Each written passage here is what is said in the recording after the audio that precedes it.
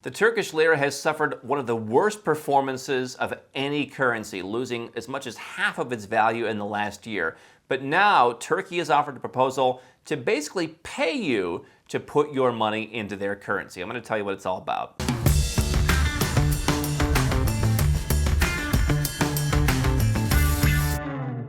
Hi, I'm Andrew Henderson. This is Nomad Capitalist, where we help 7- and 8-figure entrepreneurs and investors legally go where you're treated best. And we've talked about Turkey over the years. They have a Citizenship buy investment program that allows you to buy real estate or put money in the bank or put money in bonds or hire a bunch of people.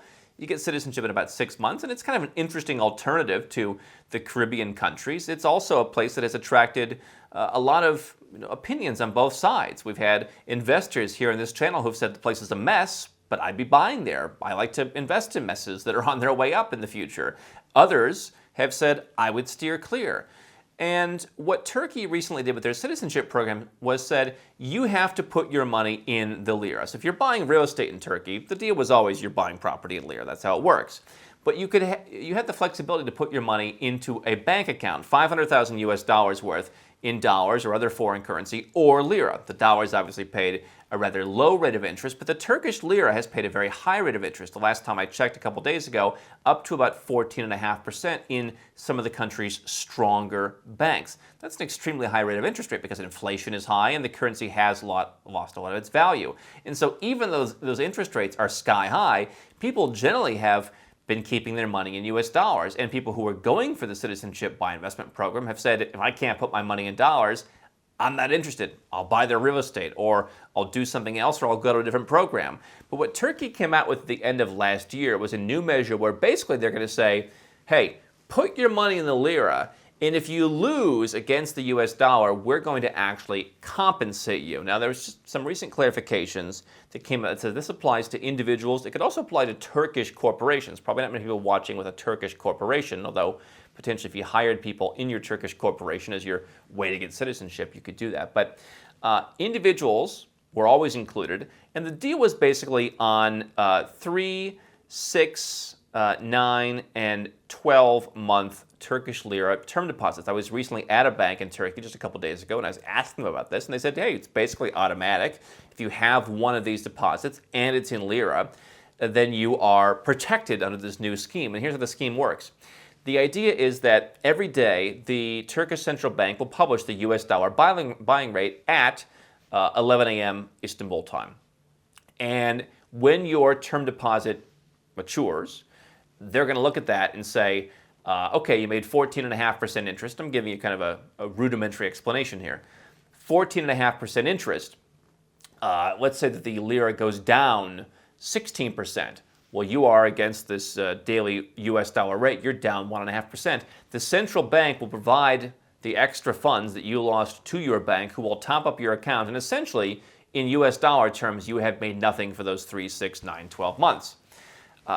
Turkey's lira has dropped from, it was 3, 4, 5, not that long ago. About a year ago, it was at 7, had rebounded from being somewhere in the 9s, rebounded down to 7 in early 2021, ran all the way up to not that far away from 20, and then came back to where it's sitting as I sit here at about 13.5. And so as you can imagine, you've got a lot of issues there. Someone who is buying stuff, prices in lira terms are constantly going up. I just finished a process that involved that, and we're constantly kind of recalculating things. I was able to save some money on a renovation over what I expected to pay. I saved about $4,000. But certainly in lira terms, a lot of the things went up in price because of this exact issue. And so I've seen this firsthand in a very small way. But the idea is, for someone who's adventurous, for someone who wants to get citizenship, they don't want to deal with the hassle of owning a property. If you wanted to lock up money in a bank account for 3 years, you could do that. You now have to do it in a lira, and you might say, oh my goodness, who would do that? And maybe you still say that. But the idea is that if you believe that basically the law they're passing is going to actually work as specified, your US dollar risk should be essentially zero. And so if you see another substantial currency decline, the lira seems to in the last month kind of flattened out, again, kind of having peaked, I think, at around 18, came back down partially after they announced this. So this could be potentially an opportunity for someone. I generally think that the real estate option, if you're looking for Turkish citizenship, and again, there's obviously many citizenships to choose from, but if you're looking for citizenship, the real estate option is $250,000. You're probably going to spend more than that by the time you get everything appraised and make sure you meet all the qualifications. You pay the stamp duty of 4%, etc. The bank deposit option, $500,000, so 6.6 million lira, something like that. If you wanted to do that and make, for the 3 years you're required to keep the money in there, you wanted to gamble that you're going to, the lira is going to stay flat, and you could make your 14.5%. You could make a pretty substantial return. Now, obviously, that depends on the lira remaining flat, but theoretically, the loss is as little as zero. So, interesting perspective that they're taking. Obviously, there are a lot of people who say, I don't want to deal with Turkey. On the other hand, you have a citizenship that really doesn't require a donation. It has lower fees. It has a relatively easier processing process.